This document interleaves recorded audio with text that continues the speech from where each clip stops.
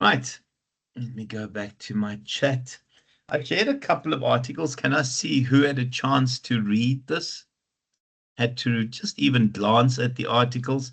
I try and select things that are topical and things from newspapers, because I think the more real we make this, the more important what we do becomes in terms of trying to find best practices to deal with real life issues. Did anyone get a chance to read this one? And in particular, that part there, employee morale.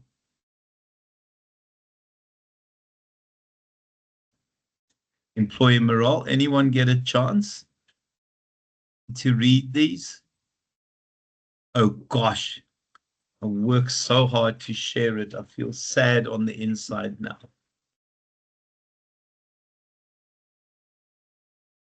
Okay.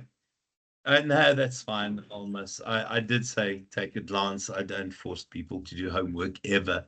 What is interesting is this notion that morale levels are dropping. Now, there are other issues that have added to levels of morale in Europe, in the US, and we'll chat about the next article when I show that. But it's this, the so-called great detachment. And I think people are becoming dissatisfied with what organizations. Now, Bianx, that's absolutely fine. People have got fed up with what organizations have to offer. And I quite liked that particular term, the great detachment. And it's the idea that people now work for the sake of work. They work for the paycheck instead of working for something that is gratifying, satisfying, and also the idea that work should be something that's fun.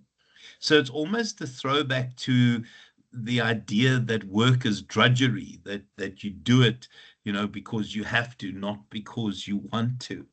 Can I just ask, and remember what happens on our group stays on our group, who has the same feeling that you have become sort of detached in terms of what your organization has been offering you? Because what we saw about the initial remote work option is that people were very, very happy not to travel and fight traffic, etc. Who honestly hates their job?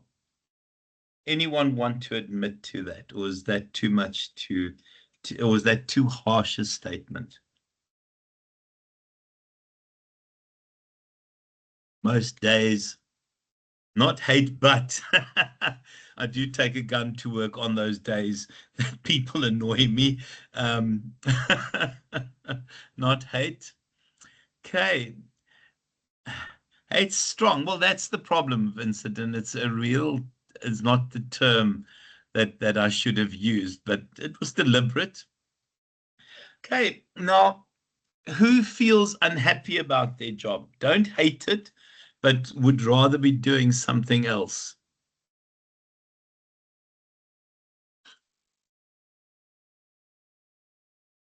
Nandeeps, yeah. How many other people? Almas, yeah. Well, that's the truth, Michaela. Often we work because of our expenses. Steph, that's the ideal. Honestly, working for someone else is not ideal. But the simple truth is, yeah, life is such, unfortunately. Who loves their job? Who loves what they do? And don't say love is too a strong word. Who loves what they do? Because it's the opposite of that detachment, guys. It's the opposite of love is strong. Okay, frustrated, Benjamin. So it's quite interesting. Love is strong, yeah.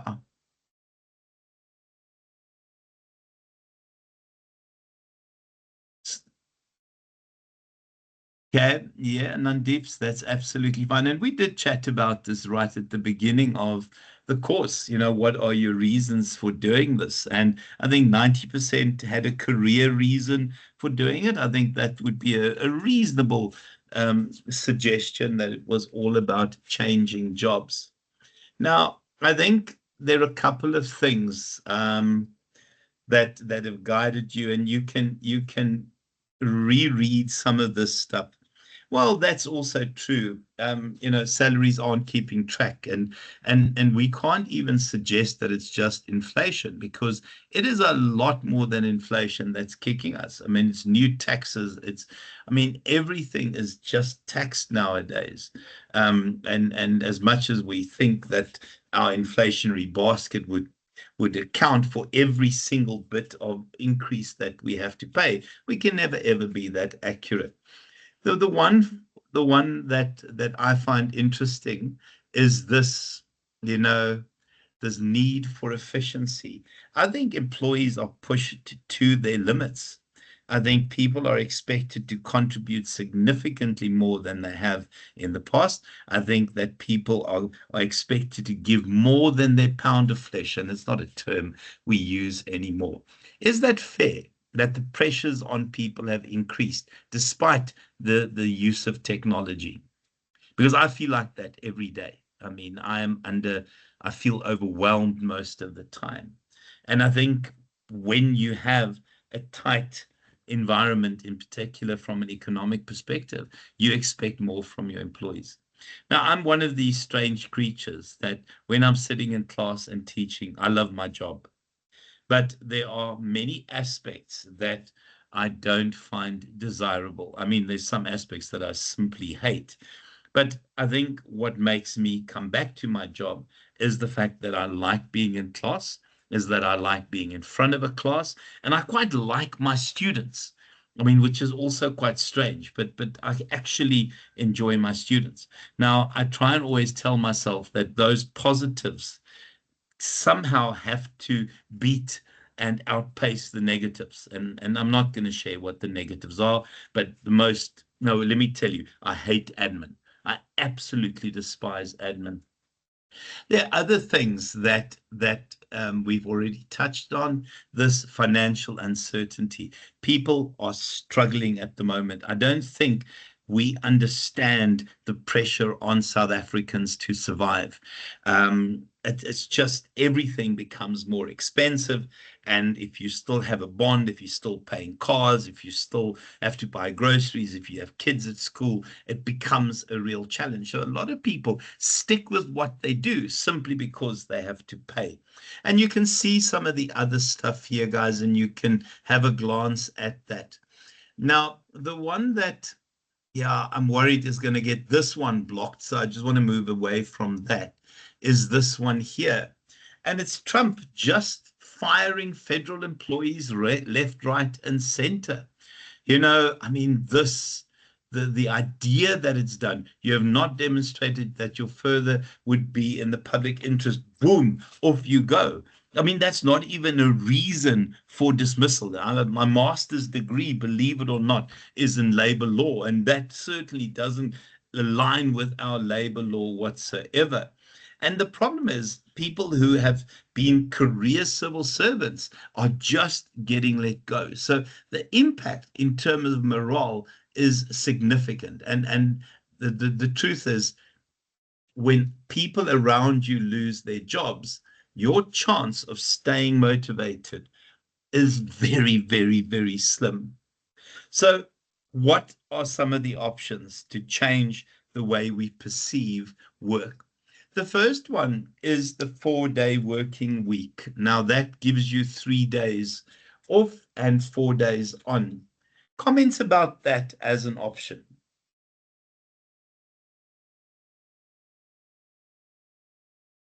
Who would be prepared to work an hour or so extra every day, but to have a long weekend every weekend?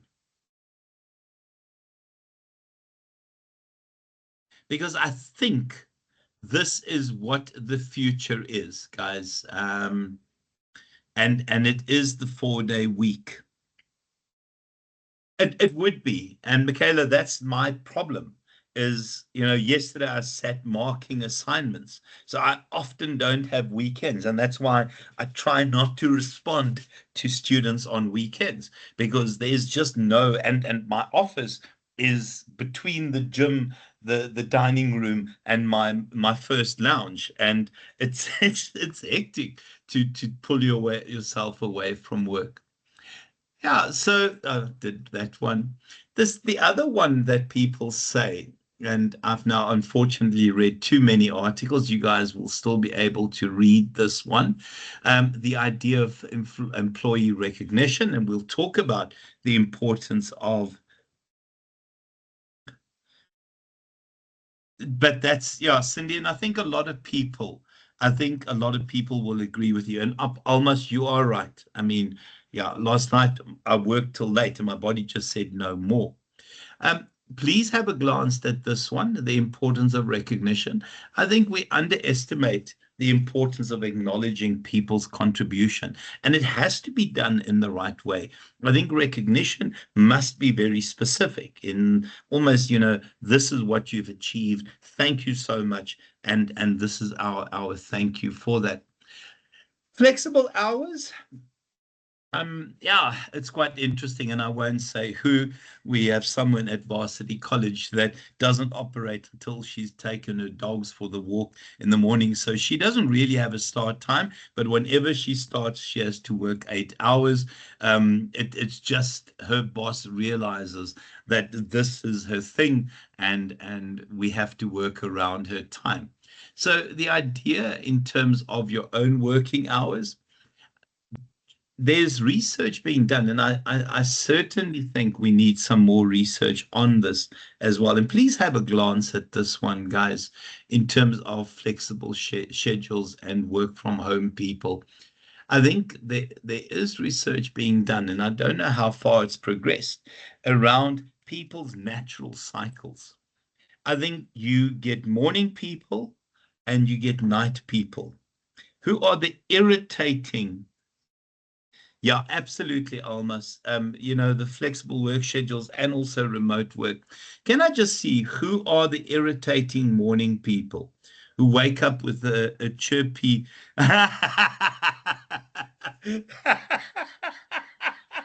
Oh, I'm gonna love that, Bianca. I don't know how you'll fit into the research. You will be the outlier in the research. Who are the morning people here who wake up with butterflies and birds chirping? Be expert. Who are the evening people? Nandipa, morning person? Okay, who are the tractors? I can work late into the night, and I prefer working at night. I also think I get more done because no one interrupts and irritates me. Who else is neither? Adam, night owls, love them, love the night owls. The people who irritate me are the morning people. Oh my word, can't stand chirpy morning people. Okay, let's look at how all of this fits into the motivation one that we're doing. The learning outcomes are the guys. We'll define motivation. We'll talk about different aspects of motivation. Sorry, guys, we've not done this learning unit, have we? Please don't tell me I've messed this up. Okay, I must have done this with someone else. Okay, no, that's wonderful news. So we've not started this. Okay, that's fantastic. Thanks, Michaela. My brain is clearly gone at this point. So when we look at motivation, I think the first misnomer about motivation is that one person can motivate another person. We always see coaches talk to a team prior to a game and get them worked up and psyched up. And we all remember the wonderful chat or the wonderful speech that Peter Steph du Toit did prior to one of the games where he said, if you're scared, say so that we can replace you right now. I think, leaders are not always able to do that. And also that's a temporary spike in performance. I think what leaders have to do is they have to create an environment where people can, within which people can be motivated. So motivation is not a rah-rah sports coach talking to the team, working them up before the game. It's creating an environment where people can be fantastic. So the idea around that is, despite the fact that motivation is very important, we also have to remember ultimately it is about job performance. Ultimately, it's about job performance. And the elements that combine into job performance will always be the motivation. And now remember, if you don't have motivation and if you don't have that kind of desire to do the work, the other things don't really matter. And that's where low morale comes from. The second part is you can be as motivated as anything, but if you don't have the right skills or abilities, you're still not going to perform. Who has worked with people that are highly motivated but completely useless because they just don't have the skills?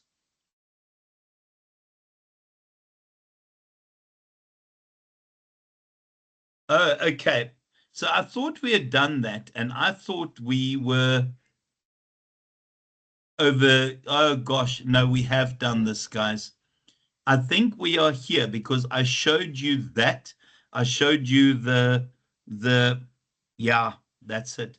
Okay, that's where we are then. Sorry, and that's me being useless again. So we're going to look at process theories. Is that where we're starting?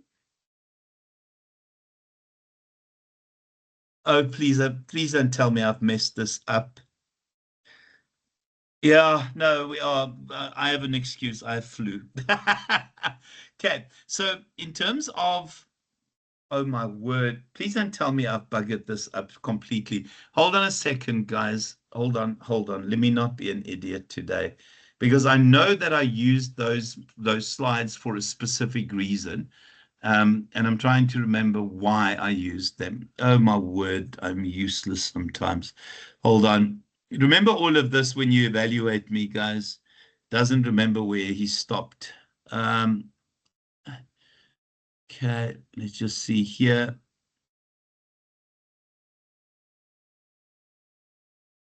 Oh my word, guys, we are not even here. We've gone past the expectancy theory. Oh my word, and I think we are here. Um, oh dear Lord, how confused is this? No, I found it under the lecture. No, it's up on I've already shared that, Tandeka. I've already shared that. So we did the expectancy theory, and I think we stopped here. So in terms of the extension of the expectancy theory, and that's why I shared these slides, is that we saw the Lawler and Porter extension. And what the Lawler and Porter extension did is it added to bringing that theory to the context of an organization.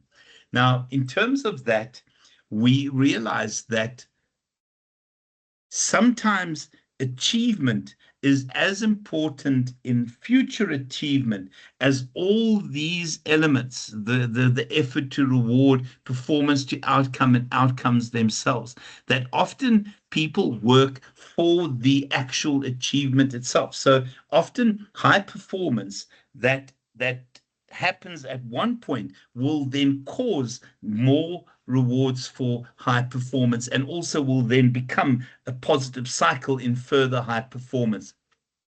Now, I think the one rule is that expectancy says motivated workers will perform. This says high performance workers will be motivated. Now, when we have high performance workers, and that's why we bring it into the context of of an organization, when we have high performing workers, these individuals, by achieving, will be motivated to achieve more. But you can only have high performing workers when you have got that perfect environment for people to perform. What happens to high performing workers generally in an organization?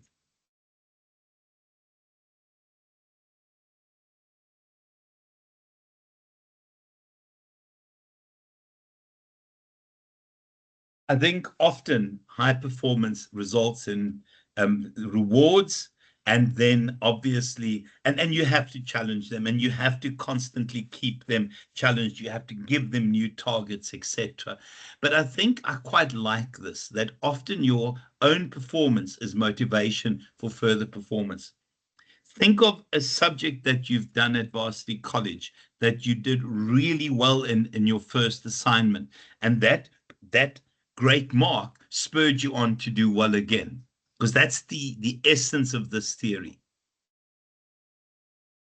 that performing and achieving is a good start to performing and achieving again. I love this idea that performance leads to performance.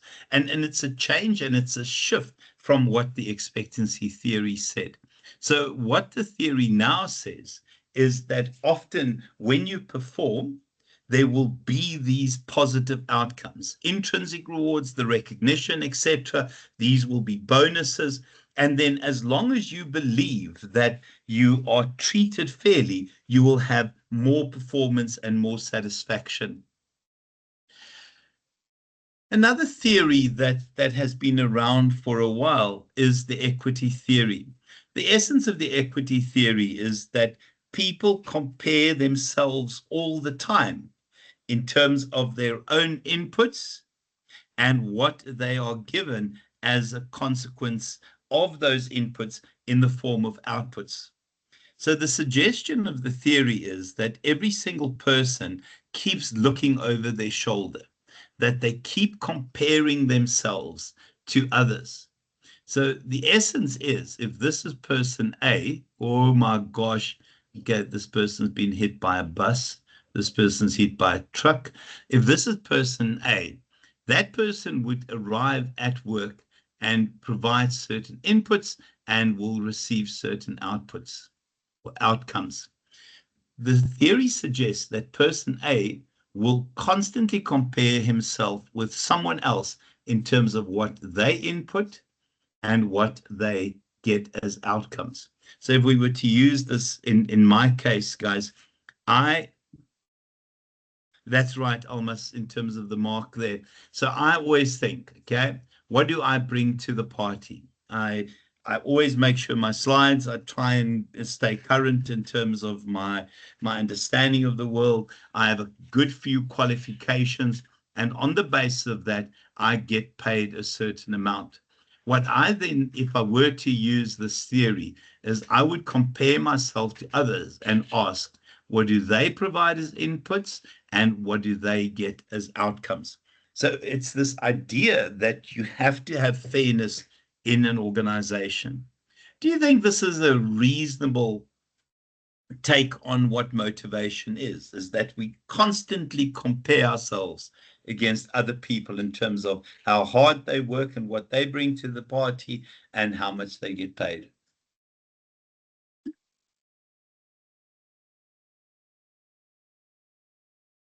The theory also suggests, yeah, well, it is, Johnson, it's 100%. Well, that's exactly it, Michaela, because if you work with somebody who, let's say, earns the same as you, but brings far less to the party, it becomes a demotivator. Now, this theory suggests that you'll take certain actions. We also know, sorry, has anyone in HR worked with salaries? When we put together formal salary systems, and I'm going to mention a few to just see if you guys are part of any of these. Is anyone on Patterson, Peromnes, Hay, or Task? Are these terms you guys have not heard? Okay, so what we normally do in formal salary systems is we ensure internal equity, so that based on the structure against certain criteria, we pay people fairly. We also look at external equity, where we look at what our competitors in our industry pay their staff to try and make sure that we pay within what they pay. And then there's this sort of individual equity. and in terms of individual equity, where we account for high levels of performance through bonuses, etc. So this is the basis of formalized salary systems. The other bits in the equity theory says that the first one is it's seen as a ratio. So we try and determine whether what we bring to the party and what we get paid is equal to what other people do. And it's hell of a demotivating if that's not the case. The second one is that it's based on perceptions. So, some people will not realize that when a manager sits in his office thinking that he could be strategizing or could be dealing with, highly complex conceptual stuff. And then also people will either feel under awarded, so I bring more to the party and I get paid the same or less, or over awarded, where you sort of think, well, I'm very lucky that I get paid more for bringing less. And then there's this need to correct the imbalance. Now, remember, it's a theory. Um, and what are ways we can correct the imbalance? So if you have inequity in terms of person A bringing less and earning more, the theory suggests this person will start working harder. What else can we do?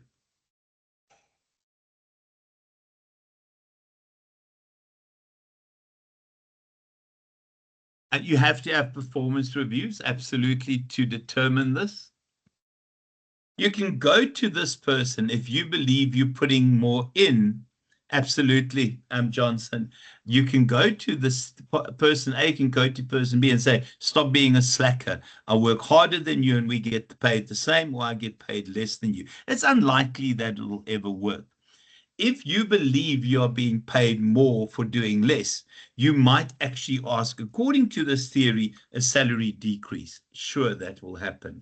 Or you can just find someone else to compare with, and what often happens is people will just justify it for themselves, and they'll say stuff like, well, they related to someone important, that's why they get paid more.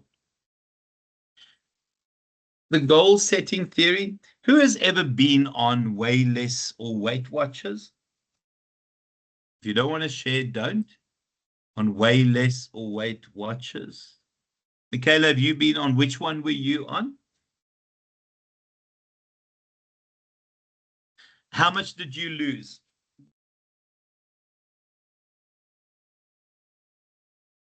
Wow, Michaela, that is amazing. That is absolutely amazing. So what is the first thing they do when you get to weigh less? That is astonishing, Michaela. What is the first thing they do when you get to weigh less? You step on a scale. You close your eyes. Yeah, once you step on the scale, they ask you to set your goal weight. The thinking around goal setting is that people who have goals to achieve that they've been part of creating are more motivated than people who don't have particular goals to achieve. So what Weight Watchers and Wayless will do is, the first thing is they'll get you to set your own goal weight. And your goal weight is obviously going to be whatever you believe you're comfortable with.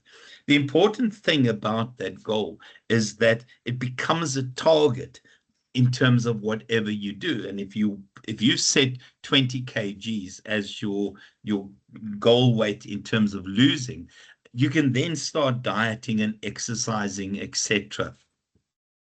Or if you're lazy, you can just have a chainsaw accident. But it's a joke. It's not suggested, okay? Guys, so in terms of your goal setting theory, I think the first one is that behavior is the consequence of having clear intentions, of having very, very clear things to achieve in the future. In terms of the theory, the initial theory is that the goals have to be challenging. You have to get off your butt and work to achieve those goals. If the goals aren't challenging enough, you won't get the motivation. And the goal has to be specific. So you had 20 kgs. How many months did you give yourself to lose the 20, Michaela?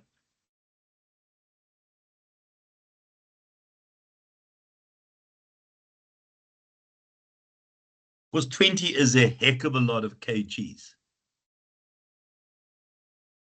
First 10 was shed in 2 months, so you did have a chainsaw accident. 1 kg per week. Very, very cool. And that's that you have to get off your onto your toes to achieve that. And then obviously it's very, very clear as to what you that's a lot per week. Michaela, that's a lot. The expanded theory is that in order for goals to work, we need to make sure that the goal is accepted, that you essentially make your own goal. Wayless and Weight Watchers will never say to you what you should lose. They would work with you for you to decide what to lose. And then there has to be commitment, guys. There has to be goal commitment to this, because I think unless you are going to agree to work towards the goal, it is not going to create the magic that you had hoped for. Guys, can I just quickly see who is part of goal setting or management by objectives that worked? It's MBO. You guys might have used that in the past.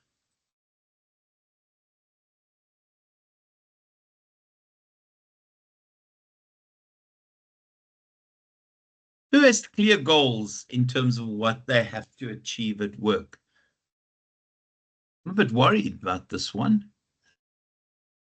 Who works because there's a job description and you just have to do the duties in the job description?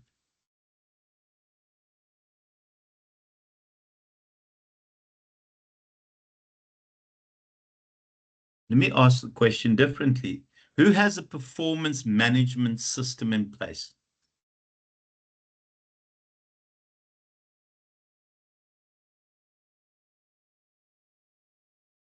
Well, yes, Michaela, that irritates the heebie-jeebies out of me, because somehow I am responsible. I cannot control where the students here absolutely hate those ratings. Benjamin, give me, so you have an MBO. Okay, so you've got performance management. How often do you re-agree your goals? I hate that, Michaela. Honestly, that bloody um module success rate, as if I can control them, as if I can control whether people study. So often you'll have a performance management system where you'll agree every 4 months, every 6 months, what you are going to achieve. And again, that's where the goals are set. So what can we learn from this, guys, is that in terms of goal setting, and this is the management by objective stuff, it is a combination of how tough the goal is, makes you get off your butt and work, how specific the goal is, whether you set the goal yourself and whether you commit yourself to that goal. But there are other things, guys. You have to have organizational support, so you must be given the resources to do what you need to do. You have to have the basic skills, and then the rewards must be ones that you actually appreciate. So the essence of the theory is really, really important, and we can use this in organizations. We use it as part of performance management processes. The one thing that I'm also concerned about is when I asked this class, who has a performance management process at work, one person said that. Sorry, guys, how do you know what you expected to contribute? Is it still just job descriptions?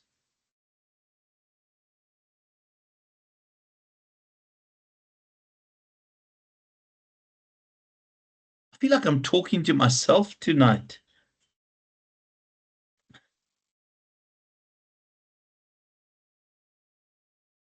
Goals, nice, Justine. You do performance reviews. Okay, Johnson. Yeah.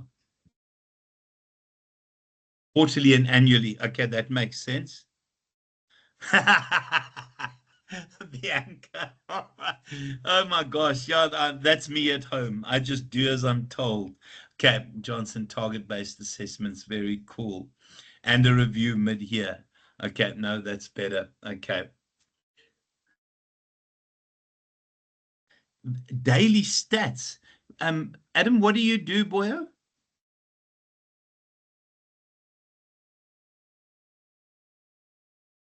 What daily stats do they use?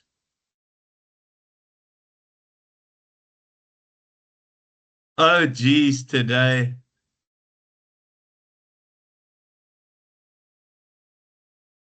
Okay, that's a little bit beyond me, but Adam. Yeah. Okay, okay, okay, Kolile. Thanks, Rowan, for that. Is that with the bank, Adam?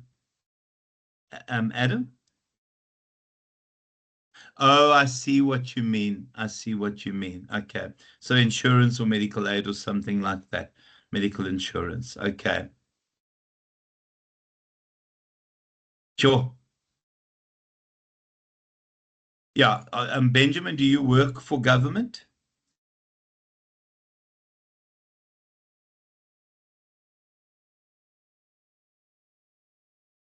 SABC, government. I wouldn't admit working for SABC. I would admit doing other things than working for SABC. Benjamin, you're very brave to say. Good luck passing this module, boy, considering the nonsense they gave me. Okay. What do you do at the SABC, Benjamin? I just want to make sure that when I fail you, I know the reason I'm failing you. Please don't tell me like CEO or something. Oh, very cool, Benjamin. Well, the SABC's interpretation of news, at least. Fake news. Sorry, Benjamin. I'm being rude at the moment.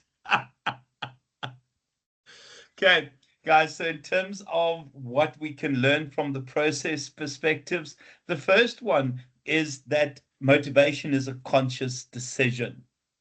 The second thing is that we need to be fair in terms of payment, in terms of recognition. And then I think make sure that you implement both those concepts. So the essence of reinforcement theory is that behaviors that are rewarded will be repeated and behaviors that are punished will be avoided. Behaviors that are rewarded will be repeated, and behaviors that are punished will be avoided. I'm going to share just something here, but you'll have to watch it on your own because I will be blocked again if I try to screen it on here. Please hold on a second. Let me just do this. It's a wonderful example of this theory in action. Um,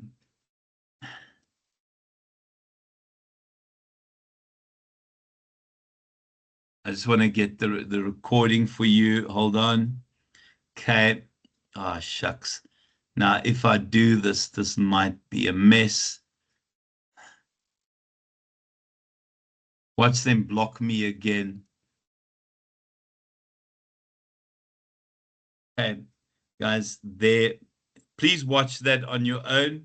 It's a wonderful from the Big Bang Theory where, yeah, Sheldon trains Penny um, with chocolate. It's called operant. Oh, please don't, please don't. It's called operant conditioning. I do not want to be blocked again. Okay, please take that and watch it on your own. Yeah, Pavlov. Yeah, that's different to operant conditioning, but conditioning, the original conditioning is Pavlov. Operant conditioning is more the reinforcement theory. Behaviors rewarded, repeated. Behaviors punished will be avoided. So in terms of this, guys, behaviors that you want to see again needs to be rewarded. So where there are rewarding consequences to behaviors, they are likely to be repeated, but where there are negative punishment consequences to behaviors, they are likely to not be repeated. So essentially, you have to reward the behaviors you want to get and punish those that you don't want to get. Wonderful. Just watch the Big Bang Theory, guys. A wonderful, wonderful example, that little clip there of it. Now, if you can find the full episode, it is one of the best episodes they'd ever made. So if we look at the kind of options in terms of reinforcement, so positive reinforcement, these are rewards in organizations. In the case of Sheldon, it's giving Penny chocolate, which it's incredibly funny, guys. It really is worth the watch. I don't know if there's an extended one that might be available, and you might want to try and see the extended version of this, guys. Yeah, this one, in fact, is better. Now, let me just try and stop this before it plays. Try and watch this one rather. It is absolutely brilliant. Oh, gosh, please don't block me again, YouTube. That is the extended version, guys. Just glance at it. It is wonderful. Excellent example of this. The second one is avoidance. Essentially, you want to avoid certain consequences. Now it's not always punishment, but people might stop rewarding certain behaviors in order to get people to stop those behaviors. Punishment is really a far stronger option in organizations. Obviously, it's stuff that we do in terms of disciplinary action, etc. And then extinction, yeah, a little bit further than avoidance, sorry, guys. Avoidance is where we say to people, if you do this, these are the consequences. Here, we punish people for behavior.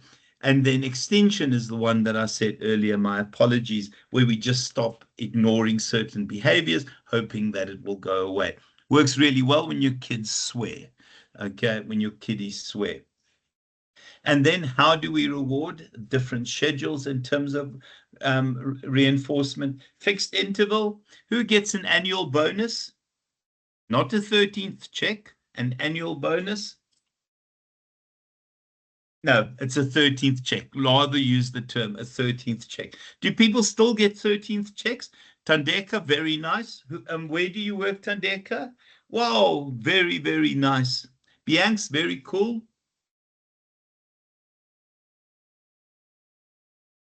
Oh, Adam, very cool. Yours is based on performance, Bianca. That's a little bit different. 13 and a half, 14th. Stephanie, where do you work? Rather tell me what you do. Do Varsity College or the IIE Advotech pay 13th checks, guys? I can't remember. I know there's a performance bonus thing. Very, very cool. Yeah, no, Michaela. I'm a contractor, so you must know how little I get. Very cool, Steph. That is very, very cool. Yeah, no wonder, Stephanie. No wonder. Okay. Yuka, how do they offer by you just taking less every month and then you build up your own 13th check?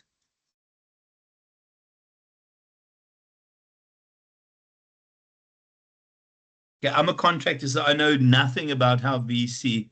Yeah, that's not really a 13th check. You're paying your own 13th check.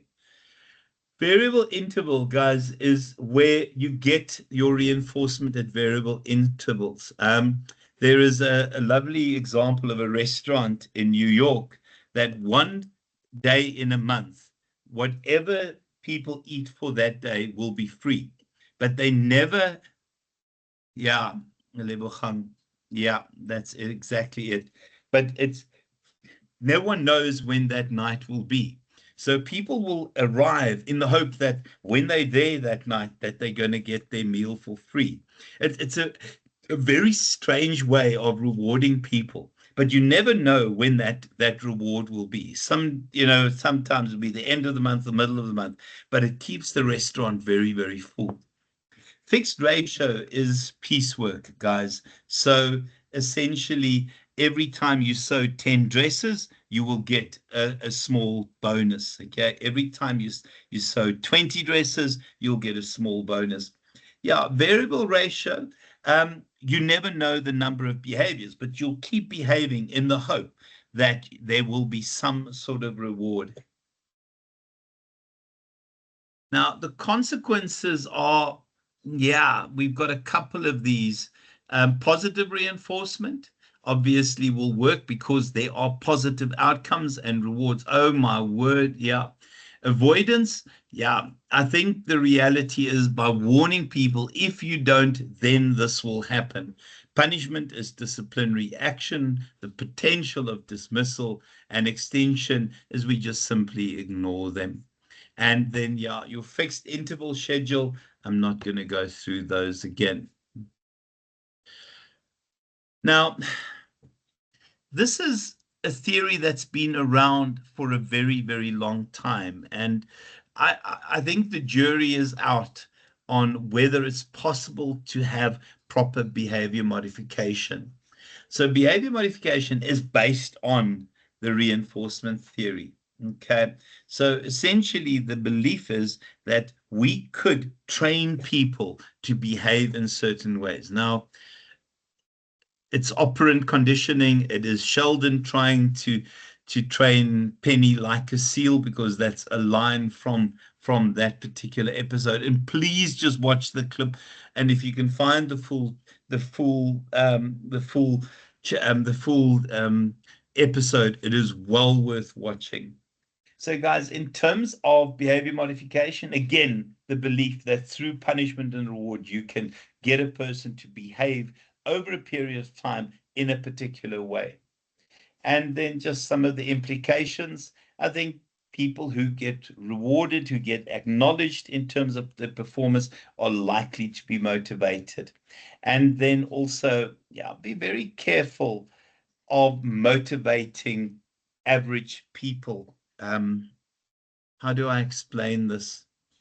I think sometimes managers believe that when somebody doesn't perform, by giving them some positive reinforcement, that somehow magically they'll want to perform more. The truth is, when you reward poor performance or bad behavior, you get bad behavior. Where do we see that? Where people reward bad behavior and becomes part of the person's makeup.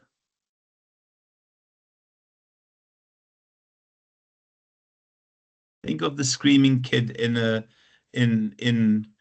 shopping center or at Pick and Pay wanting sweets. Yeah, iPad children. That's exactly it, Michaela. Imagine of the naughty kid who screams until he gets a sweet.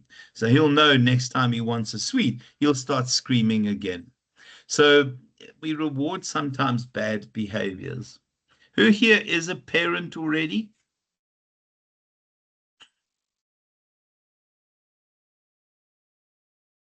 Is anyone a parent? Nandipa, how old are the kids?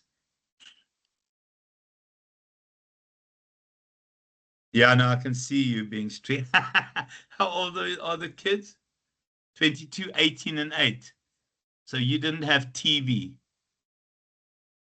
Benjamin, 3 and 8. What? Oh my gosh, you guys got adult children. Now, my boys are 20, geez, today, 10-year gap, 15-year gap. 8 and 11, 8-year-old. Very cool, guys. Yeah, mine are 27, no, 28, 26, and 18. Oh, Tandeka, very cool. Very, very cool. Okay. So, guys, in terms of modern techniques that we use, the first one is empowerment. And the thinking around empowerment is allowing people to take charge of their lives at work. I think for too long, organizations have, and I've drawn this before, uh, for too long, organizations have looked like this tall, skinny with many reporting levels. And the attitude was, if you're up there somewhere, you do the thinking and people here do the doing. Almost park your brains at the door because you won't need them when you're here because we'll do your thinking. What empowerment means is that you're transferring what used to be traditionally senior and middle management authorities to people as part of these modern work teams. Remember, executive team, senior management team, and then the organization populated by self-managed work teams. What empowerment does, it gives people the opportunity to take charge of their lives at work, where they can take decisions that matter and not wait for decisions to be taken there. This is very much where the future is. It's how Google operates. It's how world-class organizations operate. And then participation. I think here you have different forms of interaction and engaging employees for them to make contributions and suggestions about their lives at work, and also taking part in those decisions. And the kinds of things we see people participate in, decisions about their work, and often how the work is structured, when the work is structured, etc., their work schedules, also suggestions around what the product quality should be. And this is where this comes into it from an empowerment perspective, guys. This organization, and it really has been drawn really poorly there, but that flat, flexible organization, executive team, senior management team, and the rest of the organization, these self-managed work teams. And those self-managed work teams take charge of processes, take charge of their lives at work. They have the authority to take decisions at that level and don't have to wait for that level to take decisions. And then the key thing is moving decision making to the lower levels. Okay, I'm trying to rush now. Guys, I'll stop there tonight. We'll start. Please, can someone remind me where we are next week? Any questions, any comments?